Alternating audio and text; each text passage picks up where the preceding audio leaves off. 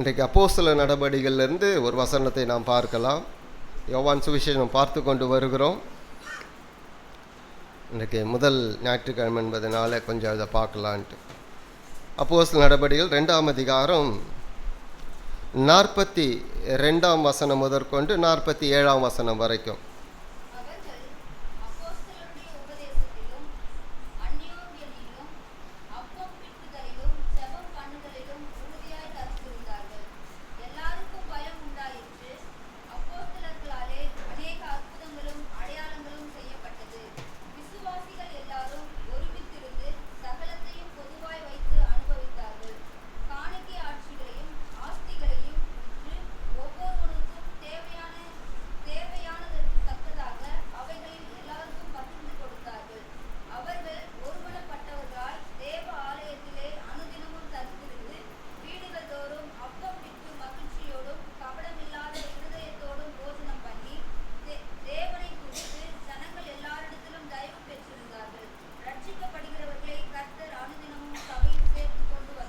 ஆமென். கர்த்தர் நல்லவர்.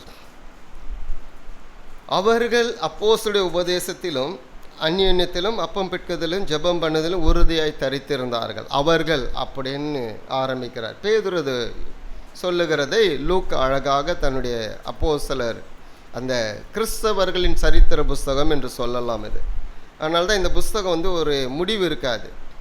கிறிஸ்தவர்களின் சரித்திரம் போய்கொண்டே தான் இருக்கிறது. அல்லது சபையின் சரித்திரம், சபை எடுக்கப்படும் வரைக்கும் சரித்திரம் இருந்து கொண்டே தான் இருக்கும்.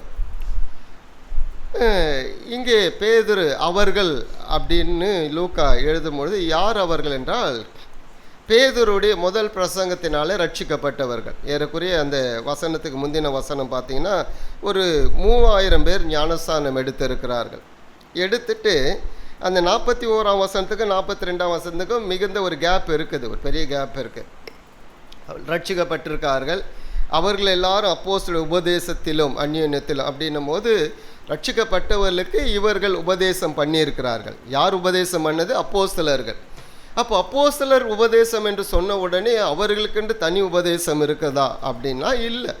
அப்போஸ்தலர் உபதேசம் என்பது இயேசு கிறிஸ்து என்ன கற்றுக் கொடுத்தாரோ, அவர்களுக்கு என்ன கற்றுக் கொடுத்தாரோ அதுதான் அப்போஸ்தலர் உபதேசம். நாம் நினச்சிக்கிறோம் சபை இங்கே தான் உருவாகி இருக்கிறது என்று. சபை இங்கே உருவாகவில்லை.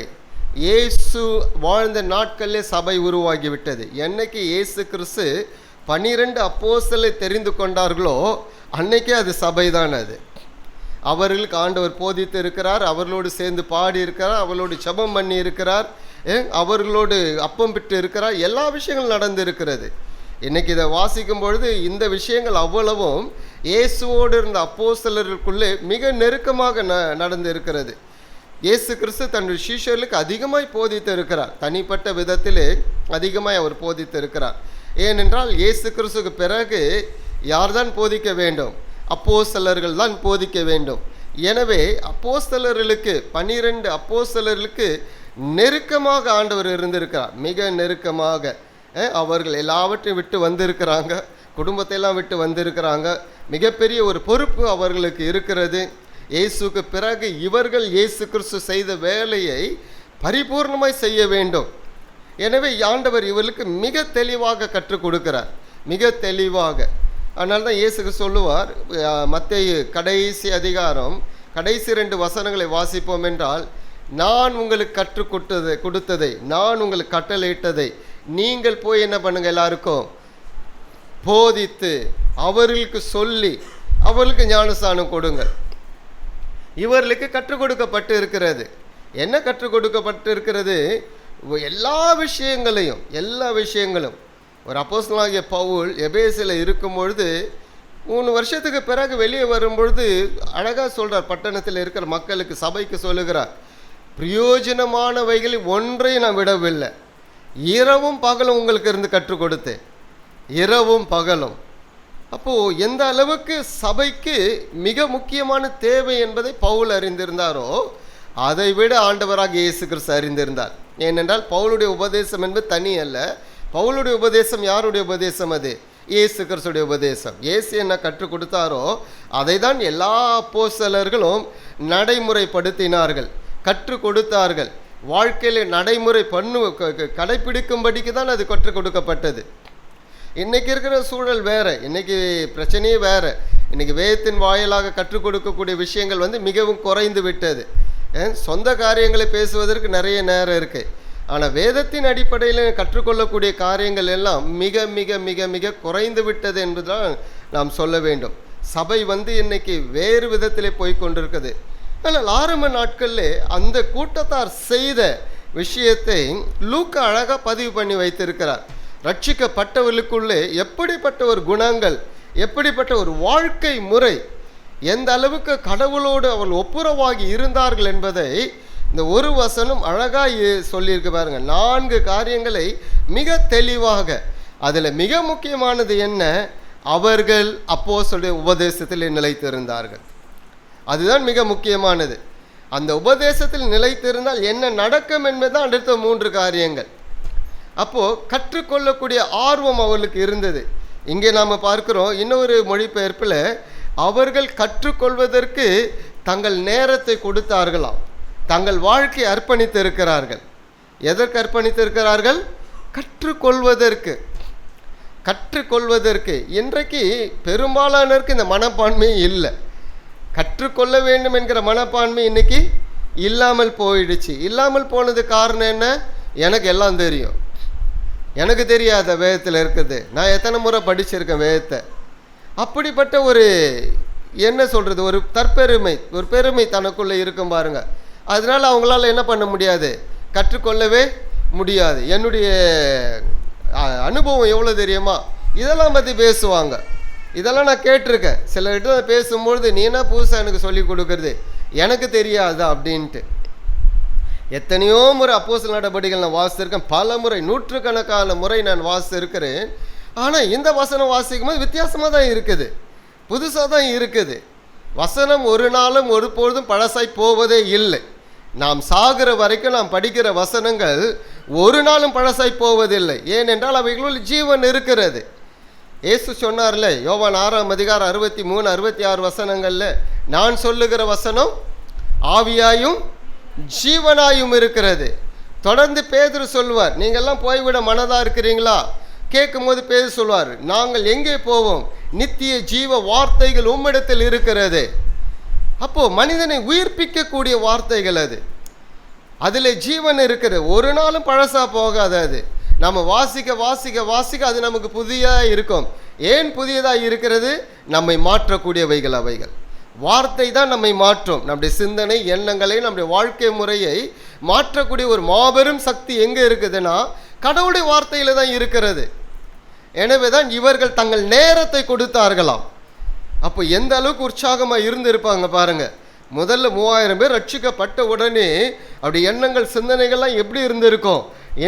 நாங்கள் என்ன கற்றுக்கொள்ள வேண்டும், எங்கள் வாழ்க்கை எப்படி மாற வேண்டும்? முன்னாடி அதானே கேட்டாங்க, பேதுருவை பார்த்து கேட்குறாங்கல்ல, நாங்கள் என்ன செய்ய வேண்டும், நாங்கள் என்ன செய்ய வேண்டும். எவ்வளோ அற்புதமான ஒரு வார்த்தை. பேதுரு சொல்கிறார், நீங்கள் சிலுவையில் அறைந்தீர்கள், உங்களால் அறையப்பட்ட இயேசு மறுபடியும் உயிர்த்தெழுந்தார். அவர் மக்கள் இருதயத்தில் குத்தப்படுகிறது. நாங்கள் என்ன செய்ய வேண்டும்? ரட்சிக்கப்படுவதற்கு நாங்கள் என்ன செய்ய வேண்டும்?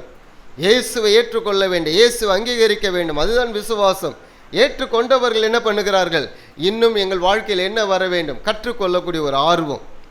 சில நேரங்களில் நமக்கு அந்த ஆர்வம் இருந்திருக்கும். எப்போ இருந்திருக்குன்னா, ஆரம்ப நாட்களில் ரட்சிக்கப்பட்ட உடனே ஒரு ஆர்வம் இருக்கும் பாருங்க. எங்கே மீட்டிங் நடந்தாலும் ஓடிடுவாங்க. ஏதாவது ஒரு மீட்டிங் நடக்குதுன்னா என்னதான் கேட்குறாங்கன்னு ஓடுவாங்க பாருங்க. அந்த ஆர்வம் இருக்க இருக்க அந்த ஆர்வம் பெருகணும். ஆனால் என்ன ஆகிடுது? காலப்போக்கில் அது குறுகி போயிடுச்சு. குறுகி போனதுக்கு காரணம் என்ன? எனக்கெல்லாம் தெரியும், பைபிளா எனக்கு தெரியும், அவங்கெல்லாம் எனக்கு சொல்ல வேண்டிய அவசியம் இல்லை. அப்படிப்பட்ட ஒரு எண்ணம் இன்னொரு சிலருக்கு இன்னும் கொஞ்சம் அதிகமாக போயிடும். சொல்கிறதெல்லாம் தப்புன்னு கண்டுபிடிப்பாங்க. இதென்ன இப்படி இருக்கே, இப்படி தானே எழுதியிருக்கே, இப்படி என்ன சொல்கிறாங்க, இதெல்லாம் உள்ளே ஓட ஆரம்பிச்சிடும். இது என்னென்னா, எண்ண வேண்டியதுக்கு மிஞ்சி எண்ணுவது. பவுல் சொல்வார்ல, ரோமர் 12ஆம் அதிகாரத்தில் சொல்வார், எண்ண வேண்டியதற்கு மிஞ்சி எண்ணாதிருங்கள். அது உங்கள் சிந்தனை வேற ஒரு இடத்துக்கு கொண்டு போயிடும். எப்போ அந்த எண்ணங்கள் வருது? நான் கற்றுக்கொள்கிறவன் என்கிற எண்ணம் மாறி எனக்கு எல்லாம் தெரியணும் போது அது வந்துடும். நமக்கு எது வரைக்கும் கற்றுக்கொள்ளன்னா சாகிற வரைக்கும் கற்றுக்கொண்டே தான் இருக்கணும்.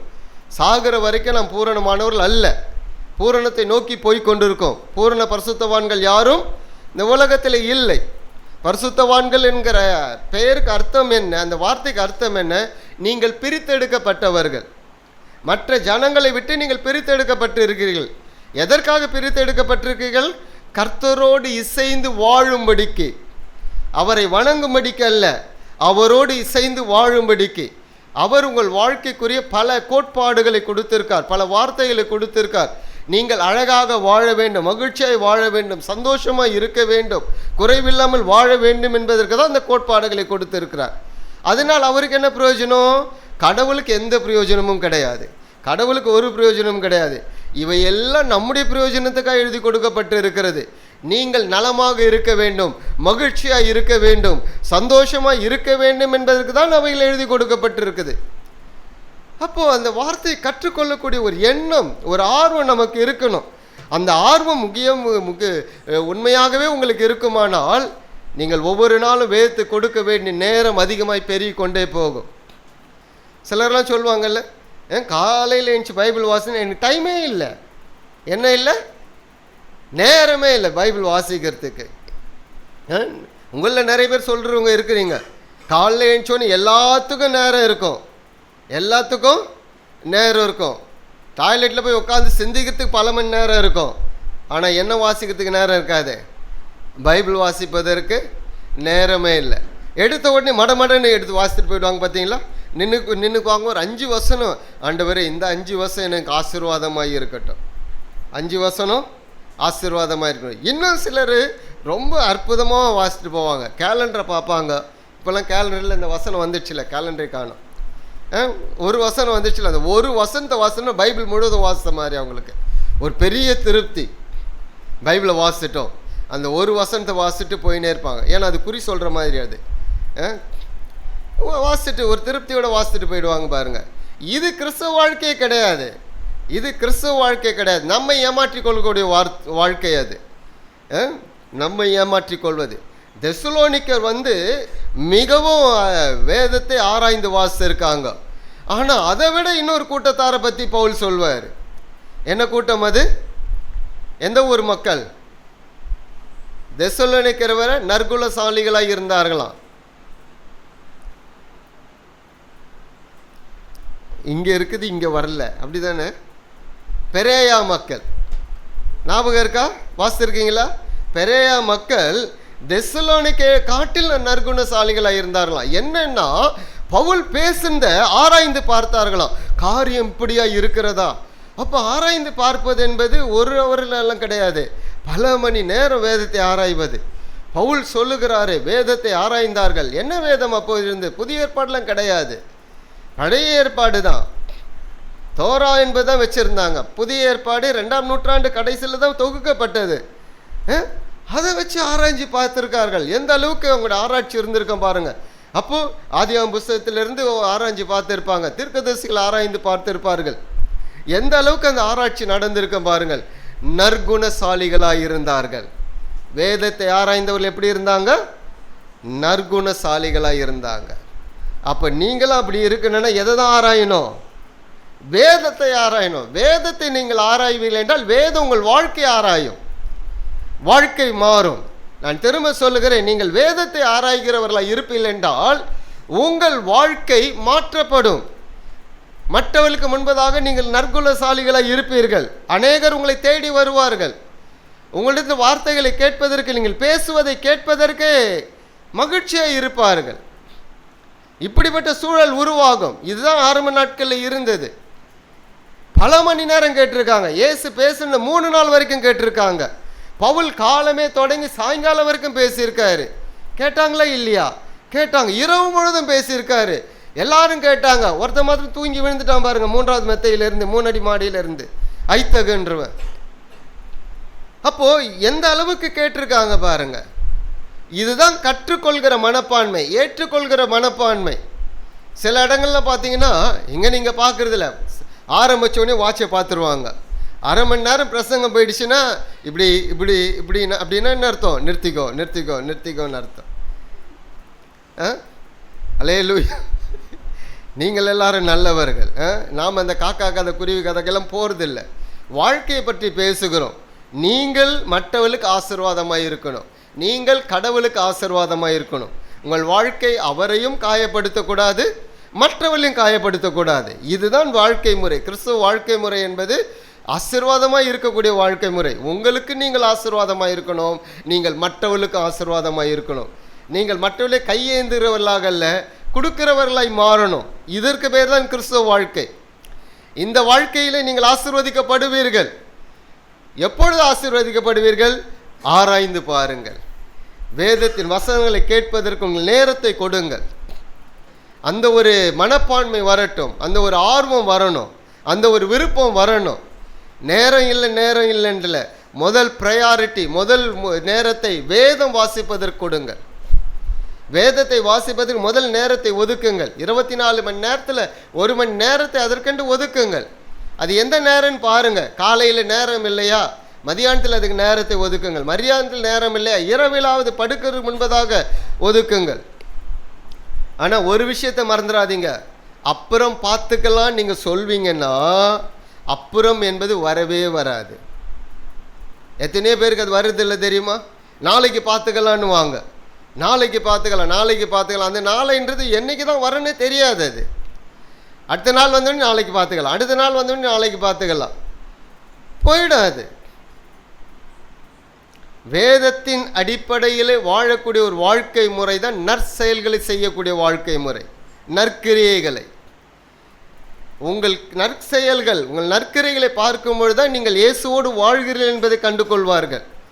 அந்த நற்கிரைகளை யாருடைய குணம் வரும்? இயேசு கிறிஸ்துடைய குணம் வரும். இயேசுடைய தன்மை உங்கள் வாழ்க்கையில் வெளிப்படும், உங்கள் பேச்சில் வெளிப்படும், உங்கள் பார்வையில் வெளிப்படும், உங்கள் வாழ்க்கையின், உங்கள் சரீரத்தின் பாவனையில் அது வெளிப்படும். இதற்கு தான் அப்போஸ்தலருடைய உபதேசம். ஏன் அவர்கள் அப்போஸ்தலர் உபதேசம் நிலைத்திருந்தார்கள்? வாழ்க்கை மாறணும். அவருடைய சிந்தனையெல்லாம் வித்தியாசமாக இருந்தது. இயேசுவை சிலுவையில் அறிவதற்கு இவர்களும் காரணமாக இருந்தார்கள் அல்லவா? அதனால தான் பேதுரு மிக தைரியமாக பேசுகிறார், மிக தைரியமாக.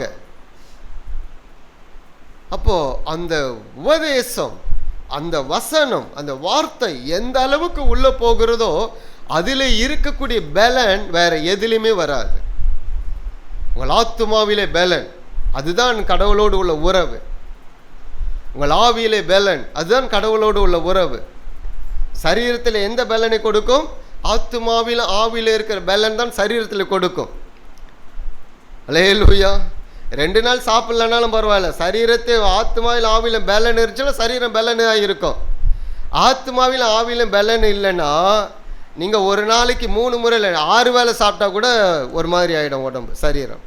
பார்த்துருக்கீங்களா?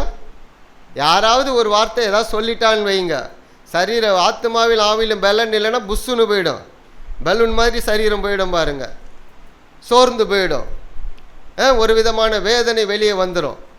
இங்கே பலன் இருக்கணும். பலன் இருந்தால் தான் எதையும் நாம் எதிர்த்து போராட முடியும், எதையும் எதிர்த்து வாழ முடியும்.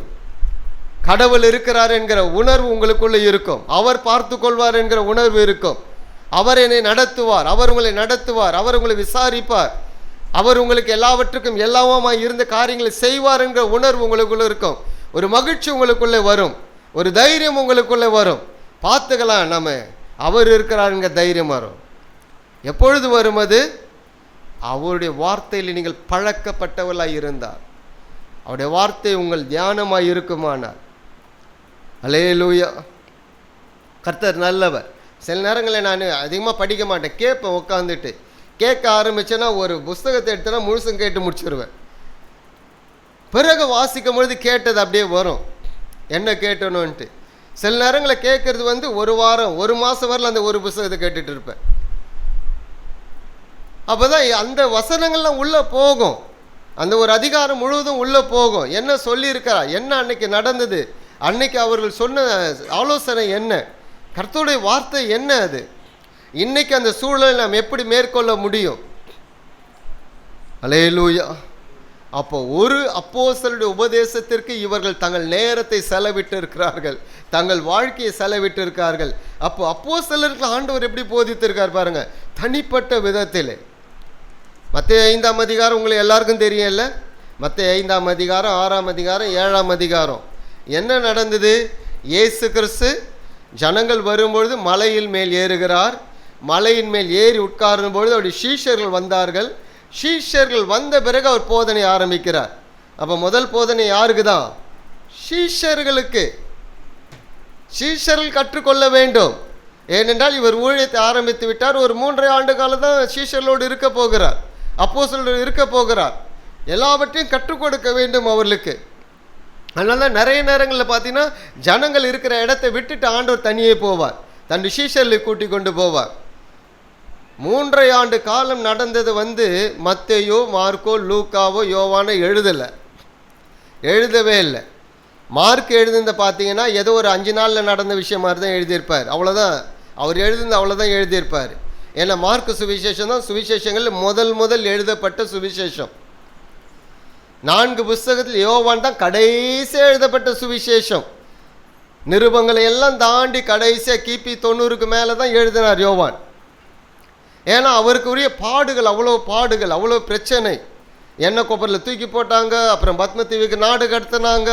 பத்மதீவுக்கு நாடு கடத்துறாங்கன்னா அது பெரிய தண்டனை. அது பாலைவனம் மாதிரி ஃபுல்லாக அதுக்கு கடல் தான், எங்கேயும் தப்பிச்சு போக முடியாது.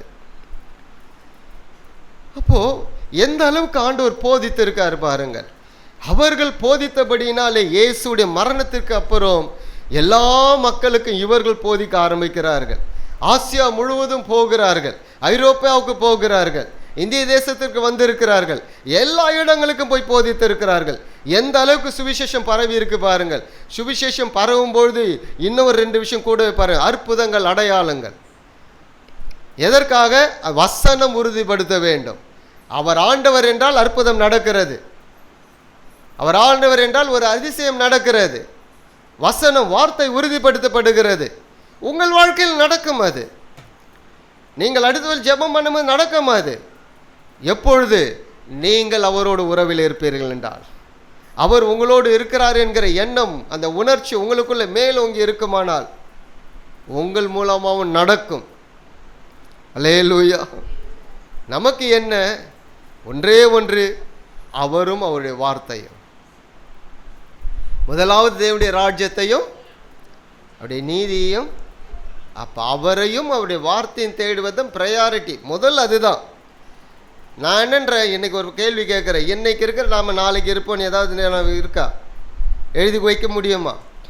யாராலும் எழுதி வைக்க முடியாது. உங்களாலையும் எழுத முடியாது, என்னாலையும் எழுத முடியாது. 10 வருஷத்துக்கு அப்புறம் இது நடக்க போது, இதை செய்வேன்னு சொல்ல முடியுமா? அவருடைய கிருபை இருந்தால் இருக்கலாம், இல்லை என்றால் அவரோடு இருக்கலாம். அதனால தான் இன்றைக்கி செய்ய வேண்டியதை செய்யணும், இன்றைக்கி செய்ய வேண்டியது செய்யணும். ஒரு ராஜா கதை சொன்னேன்ல, உங்களுக்கு ஞாபகம் இருக்கா? ராஜாவுடைய கதை ஒன்று சொன்னேன். சவப்பெட்டி செஞ்சு வச்சுக்கிட்டாரு. அப்போ எந்த அளவுக்கு தன் வாழ்க்கை நிலையற்றதுன்னு தெரியுது பாருங்க அவருக்கு. இந்த உலகத்திலே நமக்கு எதுவும் நிரந்தரமல்ல, இயேசு கிறிஸ்துவை தவிர. அவர்தான் நிரந்தரமானவர், வேற எதுவும் நிரந்தரமல்ல. நம்முடைய உறவுகளோ, நெருக்கமானவர்களோ, வீடோ, சொத்தோ, சுகமோ எதுவும் நிரந்தரம் கிடையாது. இயேசு மாத்திரம்தான் நிரந்தரம். அப்போ ப்ரையாரிட்டி யார் கொடுக்கணும்? அவருக்கு தான் கொடுக்கணும். அல்லேலூயா. எதை மறந்தாலும் அதை மறந்துடாதீங்க. அதனால தான் இயேசு சொன்னார், ஒருவன் என்னை பின்பற்ற விரும்பினான், ஒருவன், எவனாவது இருக்கட்டும், ஒருவன் என்னை பின்பற்ற விரும்பினால் அவன் எதை எடுத்துக்கொள்ள வேண்டுமா? சிலுவை எடுத்துக்கொள்ள வேண்டும். உடனே கழுத்தில் பெருசாக தூக்கி மாட்டிக்கிறது இல்லை, இல்லை தூக்கி தோல் மேலே வச்சுக்கிறது இல்லை.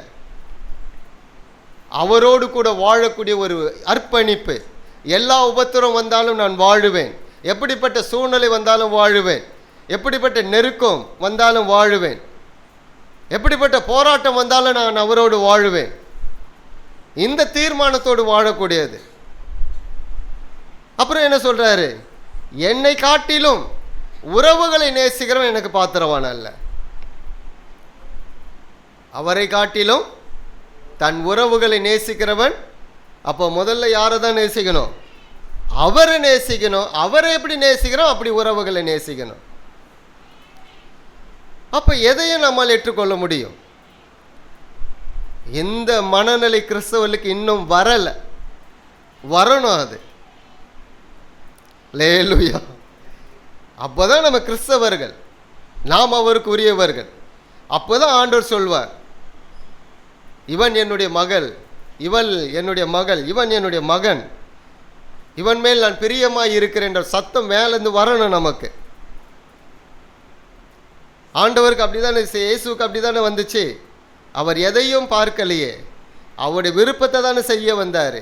இப்போ நாம் அவருடைய விருப்பத்தை செய்யணும்ல, அதற்கு தான் அந்த உபதேசம், அதற்கு தான் நம்முடைய வார்த்தைகள், அதற்கு தான் வேதத்தில் தியானம் பண்ணணும்.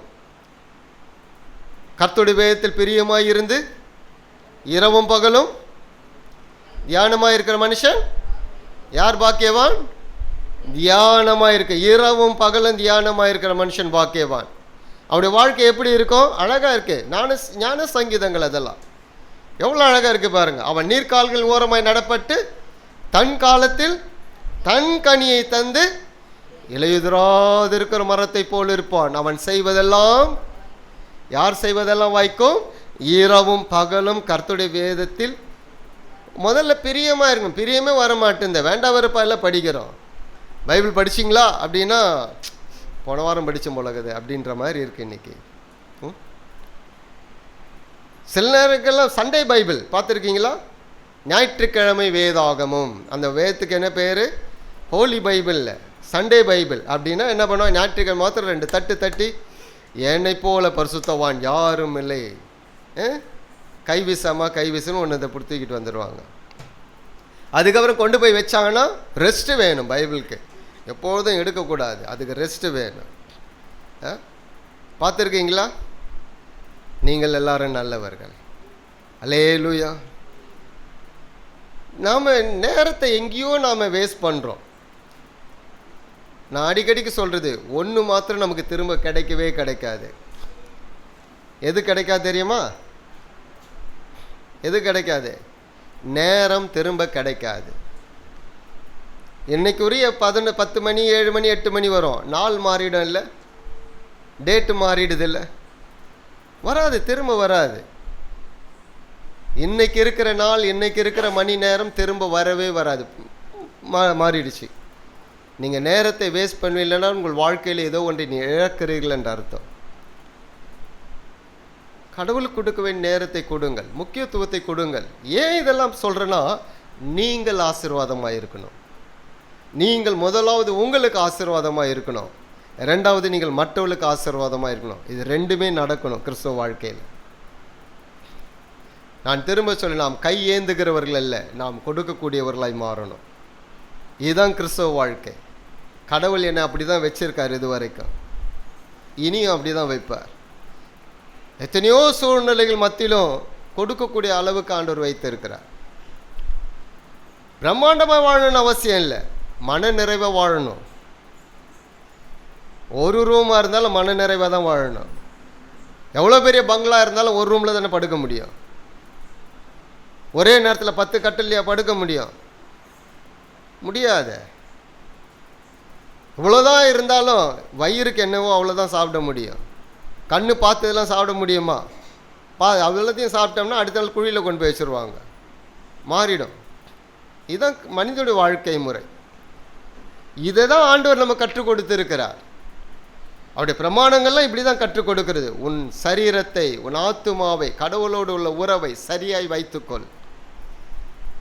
முதலாவது தேவனிடத்தில் அன்பு கூறு. உன்னிடத்தில் அன்பு கூறுவது போல பிறரிடத்தில் அன்பு கூறு. உன் சரீரம் தேவனால் பெற்ற கர்த்தருடைய ஆலயமாக இருக்குது, பாதுகாப்பாக வைத்துக்கொள். அந்த சரீரத்துக்கு நீ தீமை செய்யாதே, அந்த சரீரத்துக்கு நீ பொல்லாங்கு செய்யாதே, சரீரத்தை கெடுத்து கொள்ளாதே சொல்கிறாரா இல்லையா? இதெல்லாம் பைபிளில் இருக்குது. ஏதோ பவுல் தன்னுடைய சொந்த உபதேசத்தை எழுதலை, பிரமாணத்தை எழுதி வைத்திருக்கார், வியாக்கரணப்படுத்தி எழுதி வைத்திருக்கிறார். கடவுள் எவ்வளவு நல்லவு பாருங்கள். ஏன் அவருடைய உபதேசத்தை வாசிக்கணும்? ஏன் தேவனுடைய வார்த்தையை வாசிக்கணும்? அவருடைய பிரயோஜனத்துக்கு அல்ல, நம்முடைய பிரயோஜனத்திற்கு. நான் நல்லா இருக்கணும், இந்த பூமியில் நான் செழிப்பாக இருக்கணும், ஆசீர்வாதமாக இருக்கணும், மற்றவர்களை சார்ந்திருக்கல நல்லா இருக்கணும், அவர்களும் ஆசீர்வாதமாக இருக்கணும். இந்த சிந்தை நமக்கு வேண்டுங்க. அல்லேலூயா. இந்த சிந்தையை கற்றுக் கொடுப்பது வேதம் மாத்திரம்தான். உலகத்தில் வேற எந்த புஸ்தகமும் கற்றுக் கொடுக்கல.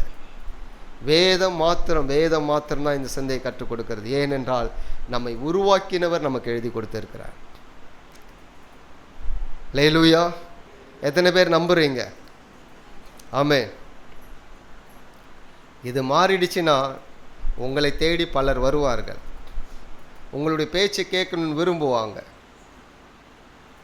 உங்களை பற்றி நன்மையை பேசுவாங்க. இதுதான் அப்போஸ்தலருடைய உபதேசம். இப்போ இந்த அப்போஸ்தலருடைய உபதேசத்தில் இருக்கிறவர்கள் எப்படிப்பட்டவர்களாக இருக்கிறார்கள் என்பதுதான் அடுத்த 3. அவர்கள் ஒருவருக்கொருவர் ஐக்கியமாய் இருக்கிறார்கள், ஒருவருக்கொரு சமநிலையோடு வாழ்கிறார்கள், கடவுளோடு உள்ள உறவை தொடர்ந்து ஏற்படுத்துகிறார்கள். அதான் 3 பாயிண்ட். என்ன சொல்கிறது? அந்யோன்யத்திலும் ஒருவருக்கொருவர் உள்ள ஒரு ஐக்கியம், அப்பம் பிட்குதல், சமநிலையான வாழ்க்கை, ஏற்ற தாழ்வுகள் எதுலுமே அதில் இல்லை. நான் பெரியவன், நீ பெரியவன், ஏன் ஜாதி தான் பெருசு, உன் ஜாதி பெருசு, நான் படிச்சிருக்கேன், நீ படிக்கலை, நான் கருப்பாக இருக்கேன், நீ சிவப்பாக இருக்க, எதுவுமே அங்கே கிடையாது. எல்லாம் குப்பை. படித்த படிப்பும் ஒன்றும் கிடையாது, எல்லாம் குப்பை. எல்லா அறிவும் குப்பை தான். எல்லாம் கடவுள் கொடுத்து, நம்முடைய திறமையினால் எதுவும் நம்ம வளர்க்க போவது கிடையாது. ஒன்றை வைத்து தான் பெருக்கிக் கொள்கிறோம். அவர் அறிவை கொடுத்திருக்கா, அறிவை வைத்து நாம் பெருக்கிக் கொள்கிறோம். அவர் சரீரத்தை கொடுத்திருக்கா, சரீரத்தின் மூலமாக நாம் செயல்படுகிறோம். அவ்வளவுதான்.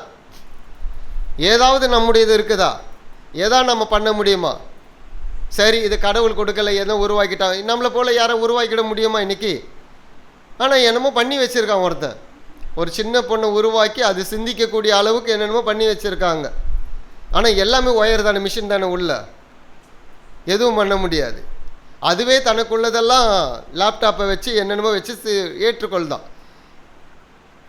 அதாவது ஏஐன்றத ஏஜிஐன்னு கொண்டு வந்திருக்கான். ஏஐ தான் வந்துட்டு இருந்துச்சு, இப்போ அதில் ஏஜியை ஒன்று சேர்த்துருக்கான். எல்லாமே எல்லாத்தையும் பொதுவாக அது செய்யுது அப்படின்ட்டு. இனி என்ன வரப்போகுதுன்னு தெரியாது. பட் கடவுள் கொடுத்த ஆற்றலை ஒருவனும் ஒரு நாள் மாற்ற முடியாது. அல்லேலூயா. அப்போ ஒரு சமநிலை இருக்குது வாழ்க்கையில். ஏழை பணக்காரன் என்றாலே கிறிஸ்தவன் அல்ல. நீ அடுத்தவனுக்கு உதவி செய்ய முடியாது, உன் கரத்தை மூடி இருக்கான்னு கிறிஸ்தவன் அல்ல. ஐஸ்வர்வான் நினச்சிக்கிட்டான சம்பரமாய் வாழுறேன்ட்டு. ஆபிரகாம் தான் என் பிதான்னு நினைச்சான். ஆண்டவர் அந்த ஓமை சொல்ல, ஆபிரகாமுக்கு உனக்கு சம்மதமே இல்லைன்ட்டாரு. ஆபிரகாமுடைய செயல்களை நீ செய்யவே இல்லைன்ட்டார். ஆபிரகாமுடைய கிரியை நீ செய்யவே இல்லை. உன் நிமித்தம் ஒருவன் கஷ்டப்பட்டு கொண்டு இருக்கிறான். யாக்கோப்பு எழுதுவார், ஐஸ்வர்யவான்களே அலறுங்கள், நீங்கள் சேர்த்து வச்ச பொன் வெள்ளி எல்லாம் உங்களுக்கு விரோதமாய் சாட்சி கொடுக்கும், அது துருப்பிச்சு போவோம். மற்றவுடைய கண்ணீரினால் நீ ஐஸ்வர்யமான மாதிரி இருக்கிறாய், மற்றவுடைய வேதனையினால் நீ ஐஸ்வர்யமான இருக்க. கிறிஸ்தவத்தில் அது கிடையவே கிடையாது. ஐஸ்வர்யவான் என்று சொன்னால் அவன் அடுத்தவர்களுக்கு கொடுக்கக்கூடியவனாக இருக்க வேண்டும். அடுத்தவர்களுக்கு உதவி செய்கிறவனுக்கு தான் பேர் ஐஸ்வர்யவான். தனக்கு வேணும் தான் சேர்த்துக்கொள்ளணுன்றவன் கிடையாது. அல்லேலூயா. அப்போது இந்த சமநிலை ஒரு வாழ்க்கை. அடுத்து என்ன சொல்கிறாரு? ஜபத்திலே உறுதியாய் தரித்திருந்தார்கள். நமக்கு ஜபனாலுமே வித்தியாசமாக இருக்கும். பார்க்கலாம், பொறுமையாக பார்க்கலாம். ரொம்ப அற்புதமான ஒரு வசனம். எனக்கெல்லாம் ஒரு வசனம் எடுத்தாலும் அதை துருவி துருவி துருவி ஆராய்ஞ்சு பார்த்துடணும். 2 நாளாக தான் ஆராய ஆரம்பித்தேன் அந்த வசனத்தை. சரி, இன்றைக்கி இதை பேசணும் அப்படின்ட்டு. இன்னும் இவ்வளோ விஷயங்கள் அதில் வெறும்னே எழுதிட்டார் லூக்கா. அப்போஸ்தலர் உபதேசத்திலும் அந்யோன்யத்திலும் அப்பம் பெட்குதலிலும் ஜபம் பண்ணி உறுதியாய் தரித்தார். அன்னைக்கு சீஷர்களுடைய தொகை பெருகிச்சாம் பாருங்க. ஜனங்கள் பெருகினார்கள். ரட்சிக்கப்படுகிறவள் எங்கே சேர்த்தார் ஆண்டவர்? சபையிலே சேர்த்தார். சபையினோடனே ஏதோ கட்டடத்தில் கொண்டு சேர்க்கல, ஜனங்களோடு ஜனங்களாக சேர்க்கப்பட்டார்கள். உடனே பெரிய பெரிய மெகா சர்ச் உருவாகலாங்க. ஒவ்வொரு இடத்துல 5 பேர் 6 பேர்னு கூடியிருக்காங்க, 10 பேர்னு கூடியிருக்காங்க. வீடுகள் தோறும் கூடினார்கள். எல்லா வீடுகளும் திறந்து கொடுக்கப்பட்டது. சொத்து வச்சிருக்கவரெல்லாம் கொண்டு வந்து வித்துட்டு கொடுக்குறான். எனக்கு எதுக்கு இந்த சொத்து? மனநிலை மாறிடுச்சுல்ல, சமநிலை வந்துடுச்சுல்ல. நான் ஒருத்தன் எதுக்கு இந்த சொத்தை அனுபவிக்கணும்? பர்னபா கொண்டு வந்து கொடுக்குறார். பர்னபா அப்போஸ்தலராய் சீஷராய் மாறுகிறார், சொத்தை வித்து கொண்டு வந்து கொடுக்குறார். எனக்கு எதுக்கு இதெல்லாம்ட்டு? இன்னைக்கு அப்படியே தலைக்கீழே இருக்குல்ல. ஆசீர்வதிக்கப்பட்டவன்னா யாரு? என்னை 10 பேர் பேசணும். எப்படி பேசணும்? இப்போ அவருன்னா அப்படி இருக்காரு, ஒரு பங்களா இருக்கு, 2 டிக்கெட்லேயும் 2 கார் நிற்குது, இப்படி பேசணும். அவர் தான் கடவுளால் ஆசீர்வதிக்கப்பட்டவர். தூண் தான் துப்பணும் அந்த வாழ்க்கையை. ஒருவன் சாப்பிடக்கூட முடியாமல் இருக்கிறான், ஒருவன் வருவதற்கு பணம் கூட இல்லாமல் இருக்கும் பொழுது இதெல்லாம் ஒரு மேன்மையாக இருக்குமா என்று கடவுளுடைய பிரசன்னத்தில் நாம் பார்க்கணும். இது கிறிஸ்துவ வாழ்க்கை அல்ல, பகிர்ந்து கொள்ளுதல். ஒருவருக்கு ஒரு, அதான் அடுத்த வசனங்கள்லாம் இருக்குது. விசுவாசிகள் எல்லாரும் ஒருமித்திருந்து, 44ஆம் வசனத்தில் வாசிக்கிறோம், விசுவாசிகள் எல்லாரும் ஒருமித்திருந்து சகலத்தை எப்படி அனுபவிச்சாங்களாம்? நாம் என்ன பண்ணுவோம்? உனக்கு வேலையே இல்லையா, சாப்பாடே இல்லையா, நீ விசுவாசிகளை சரியில்லை, நீ போய் நல்லா ஜெபம் பண்ணு, இப்படி தானே சொல்கிறாங்க. அதான் சொல்லுவாங்க, நீ நல்லா போய் ஜெபம் பண்ணு, நீ சரியாக ஜெபம் பண்ணல, நீ கடவுளை சரியாக விசுவாசிகள், அதனால தான் உனக்கு சோறு கூட அவர் கொடுக்கல. என் காது கேட்க எத்தனை பேர் பேசியிருக்காங்க. அல்லேலூயா. நான் சில நேரத்தில் எதாவது கேட்டாங்கன்னா என்ன வேணுமோ வாங்கி கொடுக்குறோம், வாங்கன்னு தான் சொல்லுவேன். கையில் பொதுவாக துட்டு கொடுக்குறது இல்லை. அதுக்கு தானே கேட்குறாங்க. ஒன்று பசி கேட்குறாங்க, இல்லை டீ ஏதோ குடிக்கணும்னு கேட்பாங்க. சிலர்லாம் வேண்டே வேண்டான்ருவாங்க. அதெல்லாம் வேண்டாங்க, நீங்கள் துட்டு கொடுத்தா போதும், ஸ்தோத்திரம்னு அனுப்பி விட்டுருக்குது.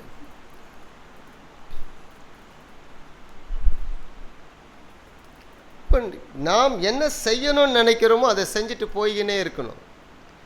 சகலத்தையும் பொதுவாக அனுபவித்தார்கள், தங்களுக்கென்று ஒன்றும் இல்லை. குறைவுபடுமா அவங்க வாழ்க்கை? குறைவுபடவே படாது. நிறைய பழமொழிலாம் இருக்குது இல்லை, இறைக்காத கிணறு அந்த இதுவெல்லாம் அடைப்பட்டு போயிடும். அது ஊற்று கண்ணெல்லாம் என்ன ஆகிடும்? அடைப்பட்டுரும். எப்பொழுது ஊற்று கண்ணெலாம் திறந்துருக்கேன் கிணறுல? இறைக்கும் பொழுது. தண்ணீர் எடுக்க எடுக்க எடுக்க நீர் பாய்ச்சிருக்கிறவனுக்கு அவனுக்கு நீர் பாய்ச்சப்படும். வசனம் சொல்லுது. தண்ணீர் பாய்ச்சுகிறவனுக்கு கொடுத்து யாரும் குறைஞ்சு போனதாக சரித்திரமே கிடையாது. கஞ்சதனம் பண்ணி பண்ணி பண்ணி பண்ணி வறுமையான ஒன்று சரித்திரம் இருக்குது. பிசினுதனம் பண்ணி, நீதிமொழிகளில் இருக்குல்ல வசனம், பிசினுதனம் பண்ணி ஏழ்மையாகிறவும் உண்டு, வாரி இறைத்து விருத்தி அடைவாரும். அப்போ ஆசீர்வாதமே எங்கே இருக்குது? எனக்கு 2 தான் இருக்குது, பரவாயில்ல, 2 இருக்குல்ல, 1 அடுத்து உனக்கு கொடு, அடுத்தது உனக்கு வரும். வருமா வராதா? வரும். அல்லேலூயா. இதுதான் வாழ்க்கை முறை, இதுதான் ஒருவருக்கொருவர். அப்போ என்ன சொல்லுது வேதம்? அந்யோன்யத்திலும் ஒருவருக்கொருவர் இருக்கக்கூடிய விஷயங்கள். இதில் நம்ம புதிய ஏற்பாட்டிலேருந்து பழைய ஏற்பாட்டிலேருந்து நிறைய விஷயங்களை பார்க்கலாம். ஒருவருக்கொருவர் சமாதானமாக இருங்கள், ஒருவருக்கொருவர் மகிழ்ச்சியாக இருங்கள், ஏக சிந்தை உள்ளவர்களாக இருங்கள், ஒருவருக்கொருவர் மன்னியுங்கள், ஒருவருக்கொருவர் தங்களிலும் மேன்மை உள்ளவர்களாக எண்ணுங்கள். எப்படி எண்ணணுமா? மேன்மை உள்ளவர்களாக எண்ணணும். இருக்குதா? அது குடும்பத்தில் நம்ம வந்துடும். எங்கே போனாலும் நம்ம குடும்பம் தான் முதல் சபை. உங்கள் குடும்பம் தான் முதல் சபை. கணவன் மனைவி தான் குடும்பம். முதல்ல கணவன் மனைவி என்பது முதல் குடும்பம். பிள்ளைகள் சேர்க்கப்படுகிறார்கள், அவ்வளோதான். குடும்பம் என்பது கணவன் மனைவி, அதுதான் சபை. ஒருவர் மேன்மையான்றோமா? அங்கே தானே பிரச்சனையை ஆரம்பிக்குது. நீ சொல்கிறத நான் ஏன் கேட்கணும், நான் சொல்கிறத நீ ஏன் கேட்கணும்? பிரச்சனை அங்கே தானே. அங்கேயே பிரச்சனை இருந்துச்சுன்னா அடுத்தவனை போய் மேன்மையை எண்ண முடியுமா நம்மளால்? சொல்லுங்க. உங்ககிட்ட தானே பேசுகிறேன். என்னதான் இருந்தாலும் இந்த சிந்தை மாற மாட்டேந்தே. நமக்கு கேட்கறதுக்கு ரொம்ப அழகாக இருக்குது, எனக்கும் படிக்கிறதுக்கு ரொம்ப ஆர்வமாக இருக்குது.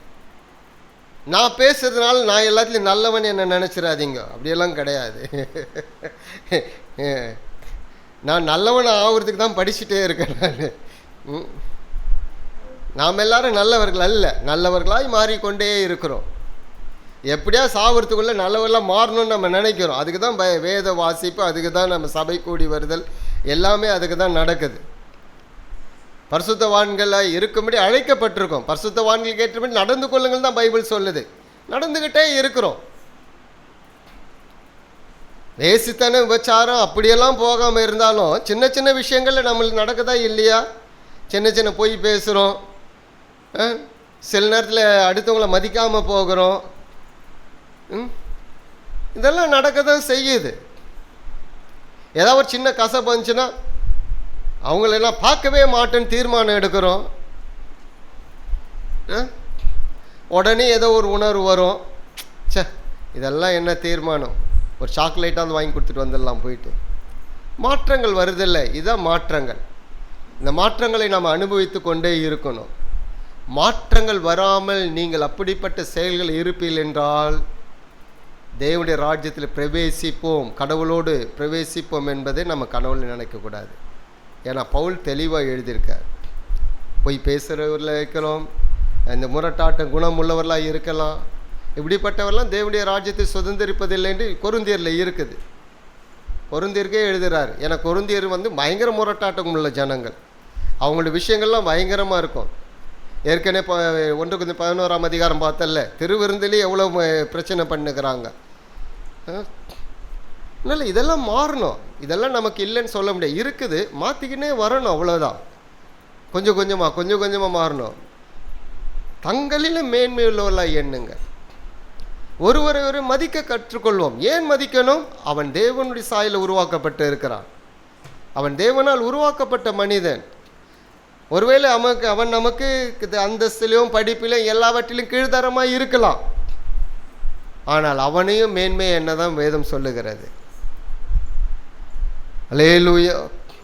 இதுதான் தேவனுடைய மனப்பான்மை, ஒருவரோடு உள்ள ஒருவர். அதுக்கு தான் அப்போஸ்தலர் உபதேசம், இதெல்லாம் உபதேசம் வந்துடுச்சு. அப்போ நம்முடைய வாழ்க்கையில் இதை நடைமுறைப்படுத்தணும். இல்லை, அந்த நடைமுறைப்படுத்தி இருக்காங்க பாருங்க. அவங்க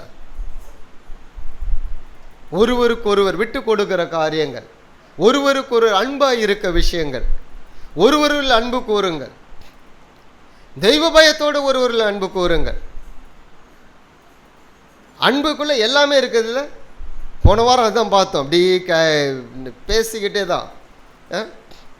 அன்பு சகலத்தையும் தாங்கும், சகலத்தையும் சகிக்கும், அன்பு இருமாப்பா இராது, ஐயோக்கமான செய்யாது, சினம் அடையாது, தீங்கு நினையாது, ஒருவனையும் கெடுக்காது.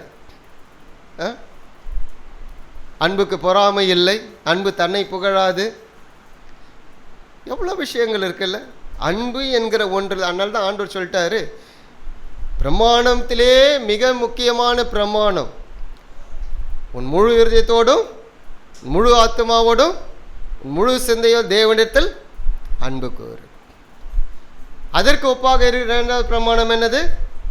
உன்னிடத்தில் அன்பு கூறுவது போல வேதம் முழுவதும் இவ்வளோதான்ட்டார். வேதம் இந்த அன்பு இருந்துச்சுன்னா ஒருவருக்கு ஒரு விட்டு கொடுப்போம், ஒருவரை மன்னிப்போம், ஒருவரை ஏற்றுக்கொள்வோம், அவள் செஞ்சதை நினச்சி பார்க்க மாட்டோம். எந்த அளவுக்கு அவர்களுக்கு நாம் ஆதரவாக இருக்க வேண்டுமோ ஆதரவாக இருப்போம். அல்லேலூயா. ஒரு பிரச்சனை எங்கேயுமே வந்ததே இல்லைன்னு நினைக்கிறேன். எங்கேயோ ஒன்று வந்திருக்கோம், இந்த மாமனார் மருமகம் பிரச்சனை. என்னைக்காவது பற்றி பேசியிருக்கோமா? பேசுனதே இல்லை. பொதுவாக ஆண்களுடைய மனநிலை அப்படி தான், போட்டோம் போட்டோம் அனுபவிக்கிட்டோம், கண்டுக்கவே மாட்டாங்க. அதனால் பல இடங்கள் 90க்கு மேற்பட்ட சம்பவங்களில் மாமனார் மருமகள் பிரச்சனையும் வந்தது கிடையாது.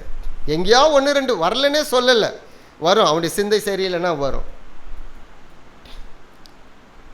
விட்டு கொடுக்கணும், அந்த மனப்பான்மை வரணும், மதிக்க கற்றுக்கொள்ளணும், ஒருவர் மதிக்கம், சிறியவர்கள் பெரியவர்கள்.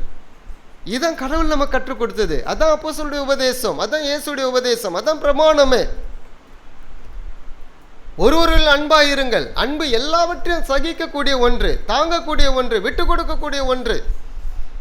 அன்பு தன்னை பெருமைப்படுத்தாது, மேன்மைப்படுத்தாது, அடுத்தவனை உயர்த்தி காட்டும். அது தற்புகழ்ச்சி விரும்புவதில்லை. அன்பு அதுதான் கிறிஸ்துவின் அன்பு. எப்படி ஆண்டவர் ஊற்றிருக்காராம்? தம்முடைய ஆவியினாலே நம்முடைய இருதயங்களே ஒரு அன்பை ஊற்றி இருக்காராம். அப்போ உங்களுக்குள்ள அன்பு இல்லைன்னா எது ஊற்றப்படலைன்னு அர்த்தம்? அவருடைய அன்பு ஊற்றப்படலைன்னு அர்த்தம். திரும்ப ரட்சிக்கப்படணும். வேற திரும்ப திரும்ப போயிட்டு இந்த எருசலேமுக்கு போனோடனே திரும்ப ஞானஸ்தானம் எடுக்கிறான் பாரு. என்ன ஞானஸ்தானம் எடுக்கிறதுனால ஏதோ மாறி போயிடுற மாதிரி. ஞானஸ்தானம் எடுப்பதுனால சரீரத்தில் இருக்க அழுக்க கூட அது கழுவாது. உள்ளே இருக்கிற அழுக்கு வேத வசனத்தினால தான் கழுவப்படும், ஏற்றுக்கொள்வதனால கழுவப்படும், நேரம் கொடுப்பதினாலே கழுவப்படும். இல்லைன்னா ஒன்றும் உதவாது. அல்லேலூயா. கர்த்தர் நல்லவர். எல்லாருக்கும் புரியுதுங்களா? எப்போவுமே நாங்கள் இப்படி தான் இருப்போம்னு நினைக்கிறோமா? அதனால தான் இந்த சபை என்பது மற்ற இது போல் நம்ம பேசுறது கிடையாது. நான் என்ன விரும்புகிறேன்னா, ஒரு நாளைக்கு நீங்கள் எல்லாரும் நான் இருக்கிற மாதிரி இடத்துல நீங்கள் வரணும். அதான் என்னுடைய ஆசை. நீங்கள் எல்லாரும் கேட்டுக்கிட்டு எப்போதும் இங்கே உட்காண்ட்ருக்கு நான் விரும்புகிறதே கிடையாது. நீங்கள் கற்றுக்கொள்ளுங்கள், உங்கள் வாழ்க்கையில் அபியாசப்படுத்துங்கள், 4 பேர் கற்றுக் கொடுக்கிறவரை மாறுங்கள். நீங்கள் சீஷர்களை உருவாக்கணும். ஒரு இடம் வருது, நான் சபை ஆரம்பிக்க போகிறேன்னா அதை விட மகிழ்ச்சி எனக்கு வேறு எதுவுமே கிடையாது. போய் ஆரம்பிங்க, நலமானதை கற்றுக் கொடுங்கள். அப்படிப்பட்ட ஒரு கூட்டத்தையாவது நம்ம உருவாக்கணும். இல்லை இன்றைக்கி ஆட்டு மந்தை போல் இருக்கிறதெல்லாம் இங்கே எப்போ வெட்டுவாங்கன்னு தெரியாத அளவுக்கு போயிட்டு இருக்கிறத நாம் உருவாக்கணும். இல்லை ஏதாவது ஒரு நல்ல கூட்டத்தை உருவாக்கணும். இல்லை அப்போ உங்களுக்கு வேத அறிவு வேண்டும், வேதத்தின் ஆழம் உங்களுக்கு தெரிய வேண்டும், கடவுளோடு உள்ள உறவு உங்களுக்கு இருக்க வேண்டும், அந்த சிந்தை உங்களுக்கு வர வேண்டும். மனம் புதிதாகிறதுனாலே நாளுக்கு நாள் புதிதாகி கொண்டே இருக்கணும். அவருக்கு எது பிரியம், அவருக்கு எது பரிபூர்ணமான விருப்பம், மனதில் புதிதாகணும். புதிதாக உங்களை பார்க்குள் சொல்லுவார்கள், இவர்கள் அல்லவா கிறிஸ்தவர்கள் என்று சொல்லுவார்கள். அந்த ஒரு பேச்சு அவரை மகிமைப்படுத்தும். அல்லேலூயா. முடியுமா? அது முடியும். என்னை பற்றி அதுமாதிரி சிலர் கேட்டிருக்குது, எனக்கு சந்தோஷமாக கேட்டிருக்கேன். அல்லேலூயா. விரோதமாக பேசுகிறவங்களும் இருக்காங்க, இல்லைன்னு சொல்லலை. பட் அப்படிப்பட்ட பேச்சு நமக்குள்ளே வரணும், அந்த பேச்சு நமக்குள்ளே அடிப்படணும். அல்லேலூயா. சரளாவா அந்த மாதிரி கிறிஸ்துவ பொண்ணை பார்க்கவே முடியாது. வருகிற நாட்டில் சொல்லணும். முதலாவது உங்கள் பிள்ளைங்க சொல்லணும், எங்கள் அம்மா போல் என் மேல் அன்பு செலுத்துறவங்க யாருமே இல்லைன்னு சொல்லணும். பக்கத்தில் இருக்கவங்க சொல்லணும், வேலை செய்கிற இடத்துல சொல்லணும். அதனால் 1000 இழந்தாலும் பரவாயில்லை, தேவனை நாம் விட்டு கொடுக்கக்கூடாது எதற்காகவும். அப்போ அவருடைய குணங்கள் நம்மளை செயல்படும். எதற்காக அவரை விட்டு விடக்கூடாது. மரணமே வந்தாலும் சரி. மரணம் வந்தால் அதை விட சந்தோஷம் வேறு எதுவும் இல்லையே. நான் இருந்தால் தான் எல்லாம் நடக்குமா? அந்த சிந்தை வரவே கூடாது. நான் இல்லைனாலும் எல்லாம் நடக்கும். அல்லேலூயா. மரத்தை ஒருவன் வைக்கிறான், இன்னொருவன் நீர் பாய்ச்சுகிறான். மரத்தை வச்சவன் போராட வேண்டிய அவசியமே இல்லை. நீர் பாய்ச்சிக்கிறதுக்கு ஒருத்தன் வருப்பான். அப்போலோ நட்டார், நான் நீர் பாய்ச்சினேன், வேலையை செஞ்சார், முடிஞ்சு போயிட்டு. எல்லாம் அவருடைய வேலை. நாம் அவருக்கு உண்மையாக இருப்போம் என்றால் அவர் நமக்கு உங்களுக்கு உண்மையாக இருப்பார். உங்களை எல்லா காரியங்களும் அவர் பார்த்துக்கொள்வார். நீங்கள் அவருக்கு உண்மையாக இருங்கள், அவ்வளவுதான். அல்லேலூயா. நம்ம அடுத்த வாரம் தொடரலாம். இந்த ரொம்ப நல்ல ஒரு பகுதி. எனக்கு கொஞ்சம், அதாவது இதை பேசுனேன்னா ஒரு பிரசங்கம் மாதிரி ஒரு அரை மணி நேரத்தில் பேசிட்டு போயிடலாம். பட் அதோடைய ஆழம், அந்த வசனத்துடைய வார்த்தைகள் அதில் போய்கிட்டே இருக்கணுன்ட்டு தான் இருக்குது. இவ்வளோ சீக்கிரம் நேரம் ஆகிடுச்சுன்னு நான் கவனிக்கல. அல்லேலூயா. மாறணும், மாற்றங்கள் நமக்குள்ளே வரணும். நாம் எல்லாரும் எழுந்து நிற்கலாமே.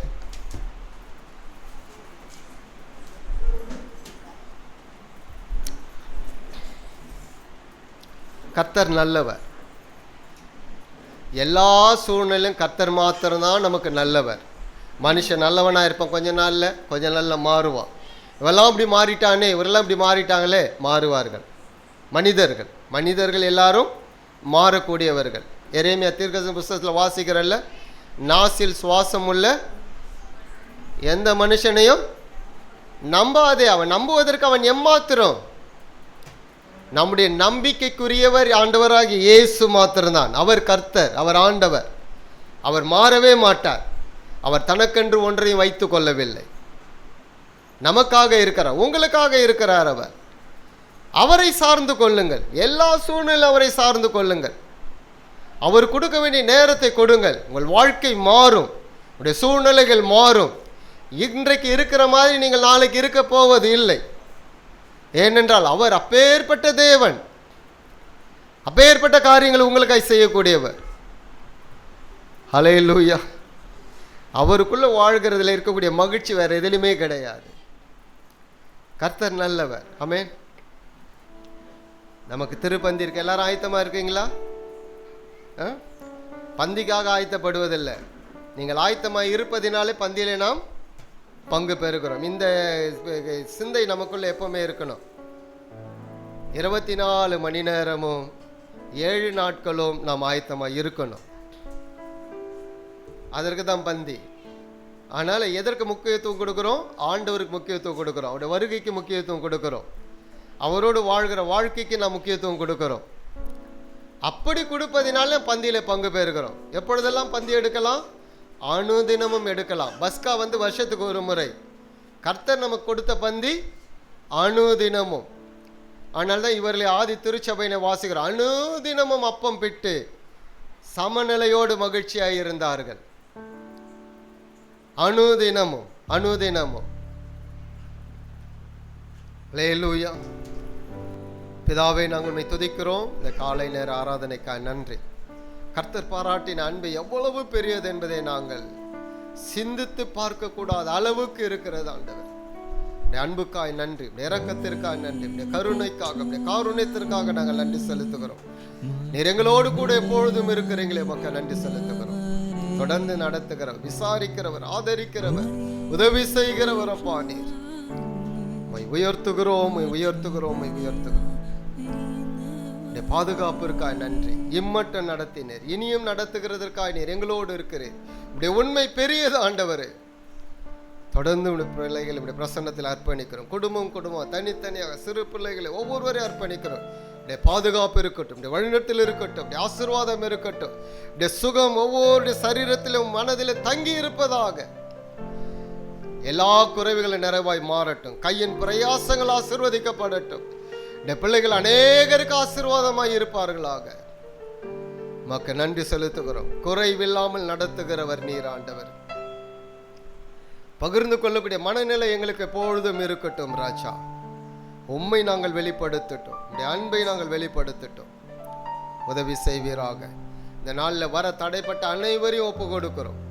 இந்த சூழ்நிலையை மாற்றுவீராக. எல்லாம் மாறட்டும் ராஜா. கர்த்தர் உதவி செய்வீராக. ஒவ்வொருவருக்கும் உதவி செய்வீராக.